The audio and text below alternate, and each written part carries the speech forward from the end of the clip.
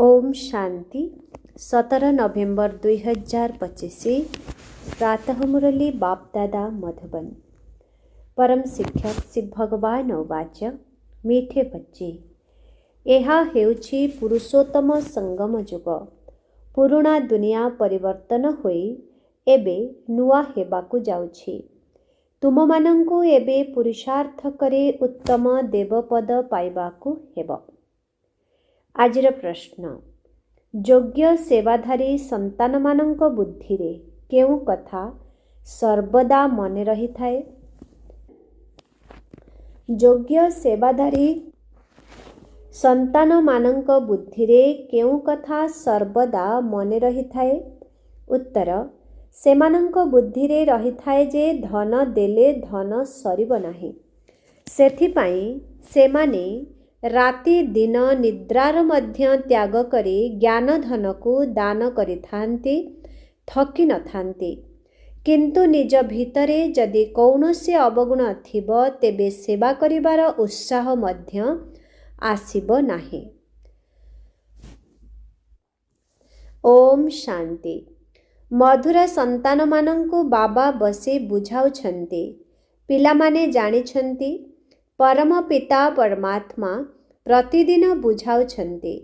ଯେପରି ବିଦ୍ୟାଳୟମାନଙ୍କରେ ଶିକ୍ଷକମାନେ ପ୍ରତିଦିନ ପାଠ ପଢ଼ାଇଥାନ୍ତି।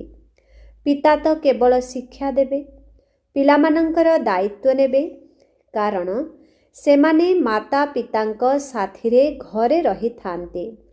କିନ୍ତୁ ଏଠାରେ ତ ବହୁତ ଆଶ୍ଚର୍ଯ୍ୟର କଥା, ଆତ୍ମାର ପିତା ପରମାତ୍ମାଙ୍କ ସାଥିରେ ତୁମେମାନେ ରହୁଛ। ପ୍ରଥମ କଥା ହେଲା, ତୁମେମାନେ ଆତ୍ମିକ ପିତାଙ୍କ ସହିତ ବ୍ରହ୍ମଲୋକରେ ରହୁଛ। ବାବା ପିଲାମାନଙ୍କୁ ବର୍ଷା ଦେବା ପାଇଁ ଅଥବା ପବିତ୍ର କରିବା ପାଇଁ, ସୁଖ ଅଥବା ଶାନ୍ତି ଦେବା ପାଇଁ କଳ୍ପରେ ଥରେ ମାତ୍ର ଆସିଥାନ୍ତି। ତେଣୁ ନିଶ୍ଚୟ ଏଠାରେ ଆସି ସ୍ଥୂଳ ବତନରେ ରହୁଥିବେ। ଏହି କଥାରେ ହିଁ ମନୁଷ୍ୟମାନେ ଦ୍ୱନ୍ଦ୍ୱରେ ପଡ଼ୁଛନ୍ତି। ଗାୟନ ମଧ୍ୟ ରହିଛି, ସିଏ ସାଧାରଣ ଶରୀରରେ ପ୍ରବେଶ କରିଥାନ୍ତି। ତେବେ ସାଧାରଣ ଶରୀର କେଉଁଠାରୁ ଉଡ଼ିକରି ତ ଆସୁନାହିଁ। ତେଣୁ ନିଶ୍ଚିତ ମନୁଷ୍ୟ ଶରୀରରେ ହିଁ ଆସୁଛନ୍ତି ଏବଂ ସିଏ ଏକଥା ମଧ୍ୟ କହୁଛନ୍ତି ଯେ ମୁଁ ଏହି ଶରୀରରେ ପ୍ରବେଶ କରୁଛି। ତୁମେ ସନ୍ତାନମାନେ ମଧ୍ୟ ଏବେ ବୁଝିପାରୁଛ, ବାବା ଆମକୁ ସ୍ୱର୍ଗର ବର୍ଷା ଦେବାକୁ ଆସିଛନ୍ତି। ନିଶ୍ଚିତ ଭାବେ ଏବେ ଆମେ ଯୋଗ୍ୟ ନାହୁଁ, ପତିତ ହୋଇଯାଇଛୁ। ସେଥିପାଇଁ ସମସ୍ତେ କହୁଛନ୍ତି, ହେ ପତିତ ପାବନ ଆସ, ଏଠାକୁ ଆସି ଆମ ପତିତମାନଙ୍କୁ ପବିତ୍ର କର। ବାବା କହୁଛନ୍ତି, ମୋତେ କଳ୍ପ କଳ୍ପ ପତିତମାନଙ୍କୁ ପବିତ୍ର କରିବାର କାର୍ଯ୍ୟ ମିଳିଛି। କହୁଛନ୍ତି, ହେ ପିଲାମାନେ, ବର୍ତ୍ତମାନ ଏହି ପତିତ ଦୁନିଆକୁ ପବିତ୍ର କରିବାକୁ ହେବ। ପୁରୁଣା ଦୁନିଆକୁ ପତିତ, ନୂଆ ଦୁନିଆକୁ ପବିତ୍ର ବୋଲି କୁହାଯିବ। ଅର୍ଥାତ୍ ପୁରୁଣା ଦୁନିଆକୁ ନୂଆ କରିବା ପାଇଁ ବାବା ଆସିଛନ୍ତି। କଳିଯୁଗକୁ ତ କେହି ବି ନୂଆ ଦୁନିଆ କହିବେ ନାହିଁ। ଏହା ତ ବୁଝିବାର କଥା ନା। କଳିଯୁଗ ହେଲା ପୁରୁଣା ଦୁନିଆ। ବାବା ମଧ୍ୟ ନିଶ୍ଚିତ ପୁରୁଣା ଏବଂ ନୂଆ ଦୁନିଆର ସଙ୍ଗମରେ ହିଁ ଆସିବେ। ଯେତେବେଳେ କେଉଁଠି ବି ତୁମେମାନେ ବୁଝାଉଛ, ତେବେ କୁହ ଯେ ଏହା ପୁରୁଷୋତ୍ତମ ସଙ୍ଗମ ଯୁଗ ଅଟେ। ଏହି ସମୟରେ ବାବା ଆସିଛନ୍ତି। ସାରା ଦୁନିଆରେ ଏପରି କେହି ମନୁଷ୍ୟ ନଥିବେ ଯାହାଙ୍କୁ ଜଣାଥିବ ଯେ ଏହା ହେଉଛି ପୁରୁଷୋତ୍ତମ ସଙ୍ଗମ ଯୁଗ। ତୁମେମାନେ ସଙ୍ଗମ ଯୁଗରେ ଅଛ, ସେଥିପାଇଁ ତ ଅନ୍ୟମାନଙ୍କୁ ବୁଝାଉଛ। ମୁଖ୍ୟ କଥା ହେଉଛି ସଙ୍ଗମ ଯୁଗର। ତେଣୁ ପଏଣ୍ଟସ୍ ଗୁଡ଼ିକ ମଧ୍ୟ ବହୁତ ଜରୁରୀ ଅଟେ। ଯେଉଁ କଥା କେହି ଜାଣିନାହାନ୍ତି ସେ ସମ୍ବନ୍ଧରେ ବୁଝାଇବାକୁ ହେବ।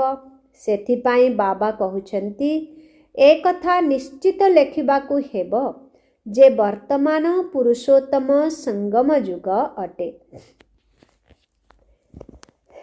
ନୂଆ ଯୁଗ अर्थात सत्ययुगर चित्र मध्य रहिछि। मनुष्य माने किपरि जानिबे एही लक्ष्मी नारायण सत्ययुग नुआ दुनियार मालिक अटंती। तेणु तांक चित्र उपरे पुरुषोत्तम संगम युग शब्द निश्चित लेखा हेबा दरकार। यही शब्द निश्चित लेखिबाकू हेब काहींकि ना एहा ही हेउछि मुख्य कथा। मनुष्य माने भाबुछंती कलिजुग आहुरी बहुत वर्ष चलिब, कारण सेमाने बिल्कुल घोर अंधकार रे अछंती। तेणु सेमानंको बुझाइबाकू हेब जे नुआ दुनियार मालिक एही लक्ष्मी नारायण अटंती। ये हेउछंती संपूर्णतार चिन्ह। ताहा ही तुममानंकर लक्ष्य। तुमे माने कहुछ एबे सेही राज्यर स्थापना हेउछि। गीत मध्य अछि नवयुग आसिला, अज्ञान निद्रारु जाग्रत हुआ। ए कथा तुमे जानिछ।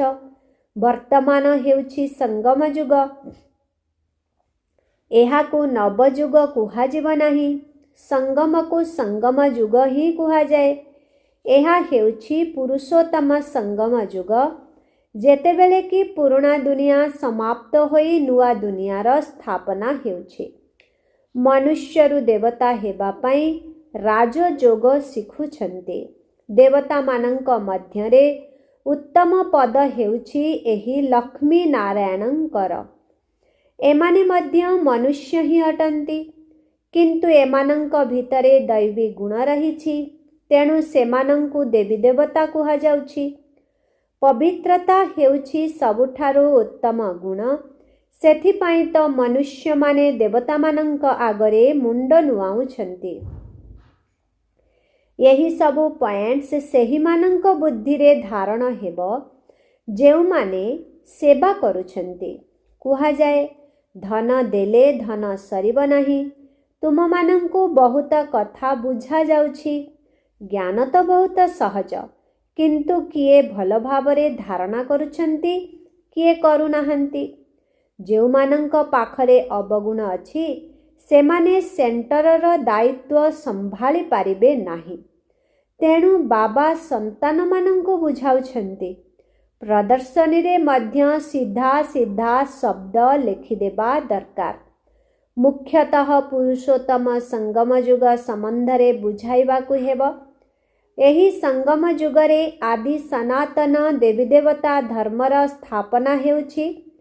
जेतेबेले एही धर्म थिला सेतेबेले अन्य कौनसी धर्म नथिला। महाभारत लड़ाई मध्य ड्रामा रे निर्धार्य रहिछि। ये सबु विज्ञानर साधन मध्य एबे बाहरिछि। आगरु ए सबु नथिला। पुणी 100 वर्ष भितरे सबु खलास होइजिब। संगम युग को अति कम रे 100 वर्ष तो हेबा दरकार ना। समग्र दुनिया को नुआ करिबा को हेबो। नुआ दिल्ली तैयारी करिबारे केते वर्ष लागिला तुमे जानिछ। भारत रे ही नुआ दुनिया हेबो। तेणु यही पुरुणा खलास होइजिब, किंतु किछि तो रहिब ना। संपूर्ण प्रलय तो हेबो नाही। यही सबु कथा तुम मानंक बुद्धि रे अछि। वर्तमान हेउछि संगम युग। नुआ दुनिया रे निश्चय एही देवी देवता माने थिले।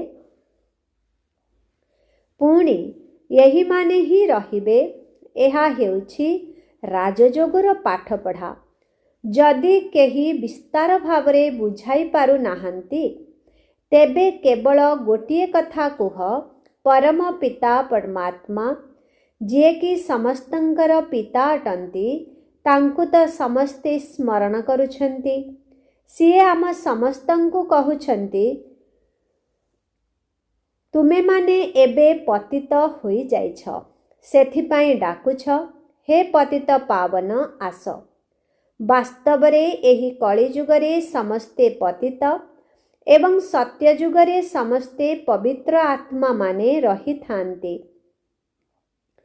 वर्तमान परम पिता परमात्मा कहुछंती निजर देह सहित यही सबु पतित संबंध को छाड़ी केवल मोते मने पकाओ तेबे पवित्र होई जिवो। ଏହା ଗୀତାର ହିଁ ଶବ୍ଦ ଅଟେ। ଏବେ ସେହି ଗୀତାର ଯୁଗ ଚାଲିଛି। ଗୀତା ଏହି ସଙ୍ଗମ ଯୁଗରେ ହିଁ ଗାୟନ କରାଯାଇଥିଲା, ଯେତେବେଳେ କି ବିନାଶ ହୋଇଥିଲା ଏବଂ ବାବା ଆସି ରାଜଯୋଗ ଶିଖାଇଥିଲେ। ରାଜତ୍ୱ ସ୍ଥାପନ ହୋଇଥିଲା, ପୁଣି ନିଶ୍ଚିତ ସ୍ଥାପନ ହେବ। ଏସବୁ କଥା ଆତ୍ମାର ପିତା ପରମାତ୍ମା ଆସି ବୁଝାଉଛନ୍ତି ନା। ଧରିନିଅ ଏହି ଶରୀରରେ ନ ଆସି ଅନ୍ୟ କାହା ଶରୀରରେ ତ ଆସିଲେ, କିନ୍ତୁ ଜ୍ଞାନ ତ ବାବାଙ୍କର ନା। ମୁଁ ଏହାଙ୍କର ନାମ ତ ନେଉନାହିଁ। ମୁଁ ତ କେବଳ ଏତିକି କହୁଛି। ବାବା କହୁଛନ୍ତି, ମୋତେ ମନେ ପକାଅ, ତେବେ ତୁମେମାନେ ପବିତ୍ର ହୋଇଯିବ ଏବଂ ମୋ ପାଖକୁ ଆସିଯିବ। ଏହା କେତେ ସହଜ। କେବଳ ମୋତେ ମନେ ପକାଅ ଏବଂ 84 ଜନ୍ମର ଚକ୍ରର ଜ୍ଞାନ ବୁଦ୍ଧିରେ ରହୁ। ଯିଏ ଧାରଣା କରିବ ସେ ଚକ୍ରବର୍ତ୍ତୀ ରାଜା ହେବ। ଏହି ସନ୍ଦେଶ ତ ସବୁ ଧର୍ମାବଲମ୍ବୀମାନଙ୍କ ପାଇଁ ଉଦ୍ଦିଷ୍ଟ। ସମସ୍ତଙ୍କୁ ତ ଘରକୁ ଯିବାକୁ ହେବ। ମୁଁ ମଧ୍ୟ ଘରର ହିଁ ରାସ୍ତା ବତାଉଛି। ପାଦ୍ରୀମାନଙ୍କୁ ଅଥବା ଆଉ କେହି ବି ହୁଅନ୍ତୁ, ତୁମେ ସେମାନଙ୍କୁ ବାବାଙ୍କର ସନ୍ଦେଶ ଦେଇପାରିବ। ତୁମମାନଙ୍କୁ ଖୁସିର ବହୁତ ନିଶା ଚଢ଼ିବା ଦରକାର।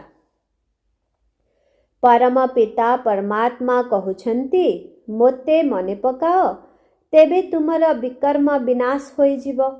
ଏବଂ ସମସ୍ତଙ୍କୁ ଏହି କଥା ମନେ ପକାଇ ଦିଅ। ବାବାଙ୍କର ସନ୍ଦେଶ ଶୁଣାଇବା ହିଁ ପ୍ରଥମ ନମ୍ବରର ସେବା ଅଟେ। ବର୍ତ୍ତମାନ ହେଉଛି ଗୀତାର ଯୁଗ। ବାବା ଆସିଛନ୍ତି, ସେଥିପାଇଁ ଏହି ଚିତ୍ର ଆରମ୍ଭରୁ ରଖିବା ଉଚିତ। ଯିଏ ଭାବୁଛନ୍ତି ଆମେ ବାବାଙ୍କ ସନ୍ଦେଶ ଦେଇପାରିବୁ, ସେମାନେ ପ୍ରସ୍ତୁତ ରହିବା ଉଚିତ। ମନରେ ଆସିବା ଉଚିତ ଯେ ମୁଁ ମଧ୍ୟ ଅନ୍ଧମାନଙ୍କର ବାଡ଼ି ହେବି।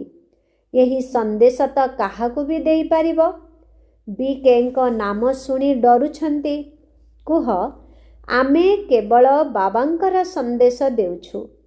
ପରମ ପିତା ପରମାତ୍ମା କହୁଛନ୍ତି, ମୋତେ ମନେ ପକାଅ, ବସ୍। ଆମେ କାହାର ଗ୍ଲାନି କରୁନାହୁଁ। ବାବା କହୁଛନ୍ତି, ମୋତେ ମନେ ପକାଅ, ମୁଁ ହେଉଛି ଉଚ୍ଚରୁ ଉଚ୍ଚ ପତିତ ପାବନ। ମୋତେ ମନେ ପକାଇଲେ ତୁମର ବିକର୍ମ ବିନାଶ ହେବ। ଏହି କଥାକୁ ନୋଟ୍ କର। ଏହା ବହୁତ କାମର ଜିନିଷ ଅଟେ। କେହି କେହି ନିଜ ହାତରେ ଅଥବା ବାହୁରେ ଅକ୍ଷର ଲେଖାଇଥାନ୍ତି ନା। ତୁମେ ମଧ୍ୟ ଏହାକୁ ଲେଖାଇ ଦିଅ। ଯଦି କେବଳ ଏତିକି ବି କଥା କହିଲ, ତେବେ ମଧ୍ୟ ଦୟାଶୀଳ କଲ୍ୟାଣକାରୀ ହୋଇ ଚାଲ। ନିଜ ସହିତ ପ୍ରତିଜ୍ଞା କରିବା ଉଚିତ। ସେବା ନିଶ୍ଚିତ କରିବାକୁ ହେବ, ତେବେ ଅଭ୍ୟାସ ହୋଇଯିବ। ଏ କଥା ମଧ୍ୟ ତୁମେମାନେ ବୁଝାଇ ପାରିବ, ଚିତ୍ର ମଧ୍ୟ ଦେଇପାରିବ। ଏହା ହେଲା ସନ୍ଦେଶ ଦେବାର ଜିନିଷ। ଲକ୍ଷ ଲକ୍ଷ ବ୍ରାହ୍ମଣ ହୋଇଯିବେ। ତୁମମାନଙ୍କୁ ଘରେ ଘରେ ଯାଇ ସନ୍ଦେଶ ଦେବାକୁ ହେବ। ପଇସା କେହି ଦିଅନ୍ତୁ ବା ନ ଦିଅନ୍ତୁ, କୁହ, ବାବା ତ ହେଉଛନ୍ତି ଦୀନବନ୍ଧୁ। ଆମର କର୍ତ୍ତବ୍ୟ ହେଉଛି ଘରେ ଘରେ ସନ୍ଦେଶ ଦେବା। ଇଏ ହେଉଛନ୍ତି ବାପଦାଦା, ତାଙ୍କଠାରୁ ଏହି ସମ୍ପତ୍ତି ମିଳୁଛି। ଇଏ 84 ଜନ୍ମ ନେବେ। ୟାଙ୍କର ଏହା ହେଉଛି ବର୍ତ୍ତମାନ ଅନ୍ତିମ ଜନ୍ମ। ଏବେ ଆମେ ବ୍ରାହ୍ମଣ ହୋଇଛୁ, ପୁଣି ଦେବତା ହେବୁ। ବ୍ରହ୍ମା ମଧ୍ୟ ବ୍ରାହ୍ମଣ ଅଟନ୍ତି। କେବଳ ପ୍ରଜାପିତା ବ୍ରହ୍ମା ଜଣେ ତ ନଥିବେ ନା। ନିଶ୍ଚୟ ବ୍ରାହ୍ମଣ ବଂଶାବଳୀ ମଧ୍ୟ ଥିବେ ନା।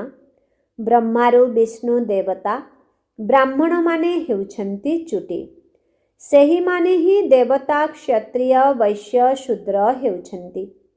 କେହି ତ ନିଶ୍ଚିତ ବାହାରିବେ, ଯିଏକି ତୁମମାନଙ୍କ କଥାକୁ ବୁଝିପାରିବେ। ପୁରୁଷମାନେ ମଧ୍ୟ ସେବା କରିପାରିବେ। ସକାଳୁ ଉଠି ମନୁଷ୍ୟ ଦୋକାନ ଖୋଲିବା ସମୟରେ କହନ୍ତି, ଶୁଭକା ସାଇଁ। ତୁମେମାନେ ମଧ୍ୟ ସକାଳୁ ସକାଳୁ ଯାଇ ବାବାଙ୍କର ସନ୍ଦେଶ ଶୁଣାଅ। ସେମାନଙ୍କୁ କୁହ, ତୁମର ଧନ୍ଦା ବା ବ୍ୟବସାୟ ବହୁତ ଭଲ ହେବ। ତୁମେ ସାଇଙ୍କୁ ମନେ ପକାଅ, ତେବେ 21 ଜନ୍ମର ବର୍ଷା ମିଳିବ। ଅମୃତ ବେଳାର ସମୟ ବହୁତ ଭଲ ହୋଇଥାଏ। ଆଜିକାଲି କାରଖାନାରେ ମାତାମାନେ ମଧ୍ୟ କାମ କରୁଛନ୍ତି। ଏହି ବ୍ୟାଜ୍ ତିଆରି କରିବା ମଧ୍ୟ ବହୁତ ସହଜ। ତୁମ ସନ୍ତାନମାନଙ୍କୁ ତ ରାତି ଦିନ ସେବାରେ ଲାଗିଯିବା ଉଚିତ। ନିଜକୁ ମଧ୍ୟ ତ୍ୟାଗ କରିବା ନିଦକୁ ମଧ୍ୟ ତ୍ୟାଗ କରିବା ଉଚିତ। ବାବାଙ୍କର ପରିଚୟ ମିଳିବା ଦ୍ୱାରା ମନୁଷ୍ୟ ସନାଥ ହୋଇଯାଇଥାନ୍ତି। ତୁମେମାନେ କାହାକୁ ହେଲେ ଏହି ସନ୍ଦେଶ ଦେଇପାରିବ? ତୁମର ଜ୍ଞାନ ବହୁତ ଉଚ୍ଚ। କୁହ, ଆମେ ଜଣକୁ ମନେ ପକାଉଛୁ। କୃଷ୍ଣଙ୍କର ଆତ୍ମା ମଧ୍ୟ ତାଙ୍କର ସନ୍ତାନ ଥିଲେ। ସବୁ ଆତ୍ମାମାନେ ତ ତାଙ୍କର ସନ୍ତାନ ଅଟନ୍ତି। ସେହି ଈଶ୍ୱର ପିତା କହୁଛନ୍ତି ଯେ ଆଉ କୌଣସି ଦେହଧାରୀଙ୍କୁ ମନେ ପକାଅ ନାହିଁ। ତୁମେ ନିଜକୁ ଆତ୍ମା ନିଶ୍ଚୟ କରି କେବଳ ମୋତେ ମନେ ପକାଇଲେ ବିକର୍ମ ବିନାଶ ହେବ ଏବଂ ତୁମେମାନେ ମୋ ପାଖକୁ ଆସିଯିବ। ମନୁଷ୍ୟ ଘରକୁ ଯିବା ପାଇଁ ହିଁ ପୁରୁଷାର୍ଥ କରିଥାନ୍ତି, କିନ୍ତୁ କେହି ହେଲେ ଯାଇନଥାନ୍ତି। କିନ୍ତୁ ଦେଖାଯାଉଛି ପିଲାମାନେ ଏବେ ବହୁତ ଥଣ୍ଡା ଅର୍ଥାତ୍ ମାନ୍ଦା ହୋଇଯାଇଛନ୍ତି। ଏତେ ପରିଶ୍ରମ କରୁନାହାନ୍ତି, ବାହାନା କରି ଚାଲିଛନ୍ତି। ଏଥିରେ ବହୁତ ସହନ ମଧ୍ୟ କରିବାକୁ ପଡ଼ୁଛି। ଧର୍ମ ସ୍ଥାପକମାନଙ୍କୁ କେତେ ସହନ କରିବାକୁ ପଡ଼ିଥାଏ। ଖ୍ରୀଷ୍ଟଙ୍କ ନିମନ୍ତେ ମଧ୍ୟ କହନ୍ତି ତାଙ୍କୁ କ୍ରସ୍ ଉପରେ ଚଢ଼ାଇ ଦେଲେ। ତୁମର କାମ ହେଉଛି ସମସ୍ତଙ୍କୁ ସନ୍ଦେଶ ଦେବା। ସେଥିପାଇଁ ବାବା ଉପାୟମାନ ବତାଉଛନ୍ତି। ଯଦି କେହି ସେବା ନ କରିଲେ ତେବେ ବାବା ବୁଝିଯାଆନ୍ତି ଯେ ତାଙ୍କର କିଛି ଧାରଣା ହୋଇନାହିଁ। ବାବା ରାୟ ଦେଉଛନ୍ତି କିପରି ସନ୍ଦେଶ ଦେବ। ଟ୍ରେନରେ ମଧ୍ୟ ତୁମେମାନେ ଏହି ସନ୍ଦେଶ ଦେଇ ଚାଲ। ତୁମେ ଜାଣିଛ ଆମେ ସ୍ୱର୍ଗକୁ ଯାଉଛୁ। କେହି ଶାନ୍ତିଧାମକୁ ମଧ୍ୟ ଯିବେ ନା, ଯାହାର ରାସ୍ତା ତ ତୁମେମାନେ ହିଁ ବତାଇ ପାରିବ। ତୁମ ବ୍ରାହ୍ମଣମାନଙ୍କୁ ହିଁ ଯିବା ଉଚିତ। ବ୍ରାହ୍ମଣ ତ ବହୁତ ଅଛନ୍ତି। ବ୍ରାହ୍ମଣମାନଙ୍କୁ କେଉଁଠି ତ ରଖିବେ ନା। ବ୍ରାହ୍ମଣ, ଦେବତା, କ୍ଷତ୍ରିୟ। ତେବେ ନିଶ୍ଚିତ ପ୍ରଜାପିତା ବ୍ରହ୍ମାଙ୍କର ସନ୍ତାନ ତ ହୋଇଥିବେ ନା। ଆଦି ସମୟରେ ବ୍ରାହ୍ମଣମାନେ ହିଁ ଥାନ୍ତି। ତୁମେ ବ୍ରାହ୍ମଣମାନେ ହେଲ ସବୁଠାରୁ ଉଚ୍ଚ। ସେହି ବ୍ରାହ୍ମଣମାନେ ହେଲେ କୁଖବଂଶାବଳୀ ଅର୍ଥାତ୍ କୁଳଜାତ। ତେବେ ବ୍ରାହ୍ମଣ ତ ନିଶ୍ଚିତ ଆବଶ୍ୟକ ନା। ନଚେତ୍ ପ୍ରଜାପିତା ବ୍ରହ୍ମାଙ୍କର ସନ୍ତାନ ବ୍ରାହ୍ମଣମାନେ କୁଆଡ଼େ ଗଲେ? ବ୍ରାହ୍ମଣମାନଙ୍କୁ ତୁମେ ବସି ବୁଝାଅ, ତେବେ ସେମାନେ ତୁରନ୍ତ ବୁଝିଯିବେ। କୁହ, ତୁମେ ମଧ୍ୟ ବ୍ରାହ୍ମଣ ଅଟ। ଆମେ ମଧ୍ୟ ନିଜକୁ ବ୍ରାହ୍ମଣ କହୁଛୁ। ଏବେ କୁହ, ତୁମର ଧର୍ମସ୍ଥାପକ କିଏ? ତେବେ ସେମାନେ ବ୍ରହ୍ମାଙ୍କ ନାମ ବ୍ୟତୀତ ଅନ୍ୟ କାହାର ନାମ ମଧ୍ୟ ଧରିବେ ନାହିଁ। ତୁମେ ଚେଷ୍ଟା କରି ଦେଖ, ବ୍ରାହ୍ମଣମାନଙ୍କର ମଧ୍ୟ ବହୁତ ବଡ଼ ବଡ଼ କୁଳ ରହିଛି। ପୂଜାରୀ ବ୍ରାହ୍ମଣ ତ ଢେର ଅଛନ୍ତି। ଆଜମେରକୁ ଢେର ସନ୍ତାନ ଯାଉଛନ୍ତି, କିନ୍ତୁ କେବେ କେହି ବି ସମାଚାର ଦେଇନାହାନ୍ତି ଯେ ମୁଁ ବ୍ରାହ୍ମଣଙ୍କ ସହିତ ମିଶିଲି। ତାଙ୍କୁ ପଚାରିଲି ତୁମର ଧର୍ମସ୍ଥାପକ କିଏ? ବ୍ରାହ୍ମଣ ଧର୍ମ କିଏ ସ୍ଥାପନ କରିଛନ୍ତି? ତୁମେ ତ ଜାଣିଛ ଯେ ପ୍ରକୃତ ବ୍ରାହ୍ମଣ କିଏ। ତୁମେମାନେ ଅନ୍ୟମାନଙ୍କର କଲ୍ୟାଣ କରିପାରିବ। ଭକ୍ତମାନେ ହିଁ ତୀର୍ଥଯାତ୍ରା କରିଥାନ୍ତି। ଲକ୍ଷ୍ମୀ ନାରାୟଣଙ୍କର ଏହି ଚିତ୍ର ତ ବହୁତ ଭଲ। ତୁମେମାନେ ଜାଣିଛ ଜଗଦମ୍ବା କିଏ, ଲକ୍ଷ୍ମୀ କିଏ। ଏହିପରି ତୁମେ ଚାକର ବାକରଙ୍କୁ ଏବଂ ସବରୀମାନଙ୍କୁ ମଧ୍ୟ ବୁଝାଇ ପାରିବ। ତୁମମାନଙ୍କ ବ୍ୟତୀତ ତ ସେମାନଙ୍କୁ ଶୁଣାଇବା ପାଇଁ ଆଉ କେହି ନାହାନ୍ତି। ତୁମମାନଙ୍କୁ ବହୁତ ଦୟାଶୀଳ ହେବାକୁ ପଡ଼ିବ। କୁହ, ତୁମେ ମଧ୍ୟ ପବିତ୍ର ହୋଇ ପବିତ୍ର ଦୁନିଆକୁ ଯାଇପାରିବ। ସେଥିପାଇଁ ନିଜକୁ ଆତ୍ମା ନିଶ୍ଚୟ କରି ଶିବ ବାବାଙ୍କୁ ମନେ ପକାଅ। କେ କାହାକୁ ବି ହେଉ ରାସ୍ତା ବତାଇବାର ବହୁତ ସଉକ ରହିବା ଉଚିତ। ଯିଏ ନିଜେ ବାବାଙ୍କୁ ସ୍ମରଣ କରୁଥିବେ ସିଏ ଅନ୍ୟମାନଙ୍କୁ ମଧ୍ୟ ସ୍ମରଣ କରାଇବାର ପୁରୁଷାର୍ଥ କରିବେ। ବାବା ତ ନିଜେ ଯାଇ କଥା ହେବେ ନାହିଁ, ଏହା ତୁମମାନଙ୍କର କାମ। ଗରିବମାନଙ୍କର ମଧ୍ୟ କଲ୍ୟାଣ କରିବାକୁ ହେବ, ତେବେ ସେମାନେ ମଧ୍ୟ ବହୁତ ସୁଖୀ ହୋଇଯିବେ। ବାବାଙ୍କୁ ଅଳ୍ପ ମନେ ପକାଇଲେ ମଧ୍ୟ ପ୍ରଜାରେ ମଧ୍ୟ ଆସିଯିବେ, ତେବେ ତାହା ମଧ୍ୟ ଭଲ ନା? ଏହି ଧର୍ମ ବହୁତ ସୁଖଦାୟୀ ଅଟେ। ଦିନକୁ ଦିନ ତୁମର ପ୍ରଭାବ ବିସ୍ତାର ହେବ। ସମସ୍ତଙ୍କୁ ଏହି ସନ୍ଦେଶ ଦେଇ ଚାଲ। ନିଜକୁ ଆତ୍ମା ବୁଝି ବାବାଙ୍କୁ ମନେ ପକାଅ। ତୁମେ ମଧୁର ସନ୍ତାନମାନେ ପଦ୍ମା ପଦମ ଭାଗ୍ୟଶାଳୀ ଅଟ।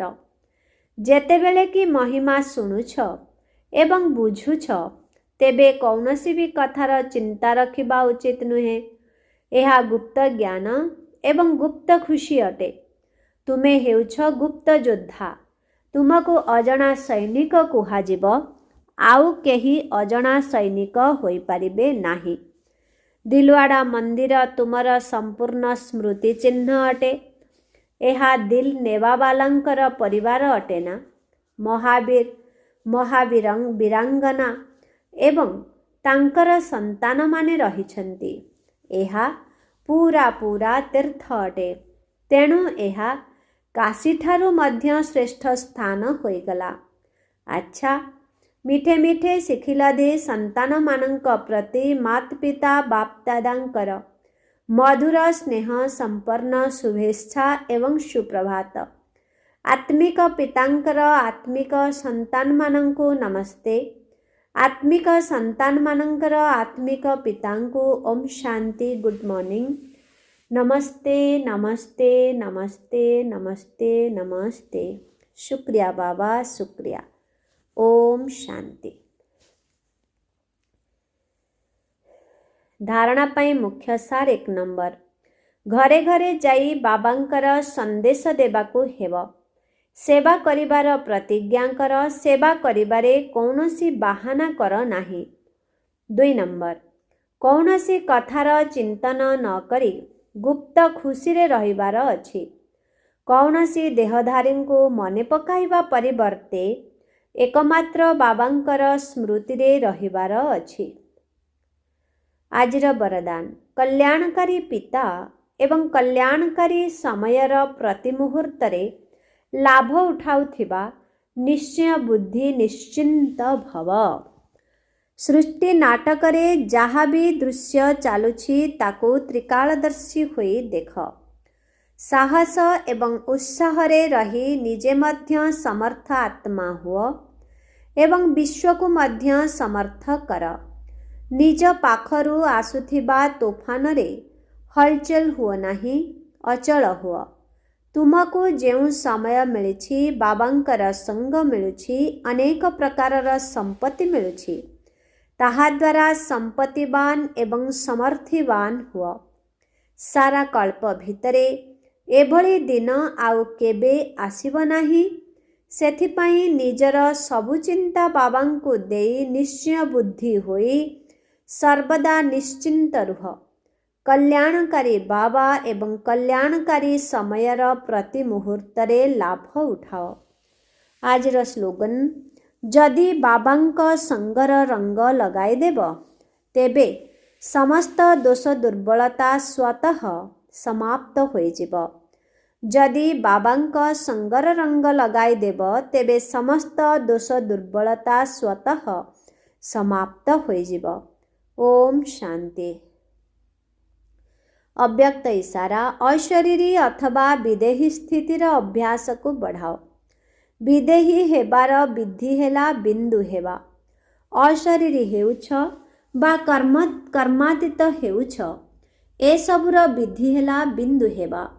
ସେଥିପାଇଁ ବାପଦାଦା କହୁଛନ୍ତି, ଅମୃତ ବେଳାରେ ବାପଦାଦାଙ୍କ ସହିତ ମିଳନ କରିବା ବା ବାର୍ତ୍ତାଳାପ କରି ଯେତେବେଳେ କର୍ମକ୍ଷେତ୍ରକୁ ଆସୁଛ, ସେତେବେଳେ ପ୍ରଥମେ 3ଟି ବିନ୍ଦୁର ତିଳକ ମସ୍ତକରେ ଲଗାଅ ଏବଂ ଚେକ୍ କର କୌଣସି ବି କାରଣରୁ ଏହି ସ୍ମୃତି ରୂପୀ ତିଳକ ଲିଭିଯାଉ ନାହିଁ ତ। कौनसी भी कारणरू यही स्मृति रूपी तिलक लिभि जाऊ नहीं तो अविनाशी एवं अलिभा तिलक रहू। ओम शांति।